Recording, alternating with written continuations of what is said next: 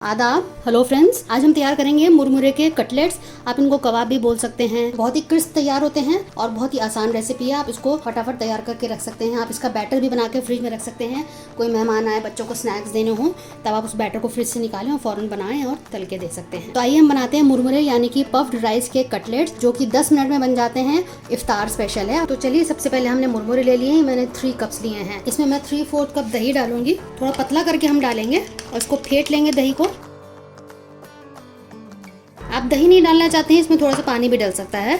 इसको हल्का सा गीला करना है, इसलिए हम इसको डाल रहे हैं। अब 5 मिनट के लिए इसको हम साइड में रख देते हैं। मैं आपको बाकी इंग्रेडिएंट्स भी दिखा देती हूँ। ये मैंने 10 आलू लिए हैं, मीडियम साइज़ के आलू थे, तो इनको मैंने बॉईल कर लिया है। इनको हम क्रश कर लेंगे। अब इसमें हम बाकी चीज़ें डाल देते हैं। पहले इस मिक्सचर को, जो हमने मुरमुरे का बनाया था, इसमें डाल देते हैं। आलू बहुत अच्छे से मैश हो चुके हैं। हरा धनिया खूब ढेर सारा डालिए। हरी मिर्च अपने टेस्ट के मुताबिक आप डाल सकते हैं। प्याज। अब कुछ मसाले डालते हैं। 1/2 टीस्पून गरम मसाला, कश्मीरी लाल मिर्च 1/2 टीस्पून, इसमें मिर्च बहुत कम होती है, और 1/4 टीस्पून हल्दी, 1 टीस्पून धनिया पाउडर, 1/2 टीस्पून काली मिर्च, नमक जायके के हिसाब से डाल दीजिए, 1/2 टीस्पून चाट मसाला। अब सारी चीज़ों को बहुत अच्छे से मिक्स कर लेंगे ताकि सारे मसाले मुरमुरे एक जान हो जाएं। थोड़ा मेहनत करके आप इसको कर लीजिएगा, वरना क्या होगा कि कहीं मसाला इकट्ठा रह जाए तो अच्छा नहीं रहेगा, मुंह में ज़्यादा आ जाएगा।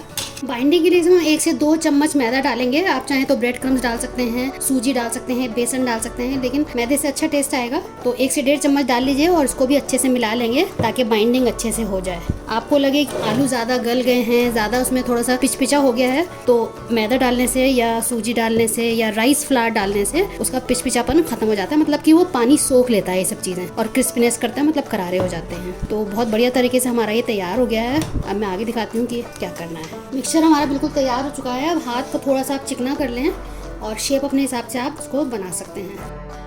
तो मैं इस तरह से थोड़ा से लंबे करके तैयार कर लेती हूँ। सारे हम इस तरह से कर लेंगे। मैंने इस तरह से लंबे तैयार कर लिए हैं। अब इनको हम फ्राई करेंगे। मैंने कढ़ाई रख दी है, तेल गरम हो रहा है।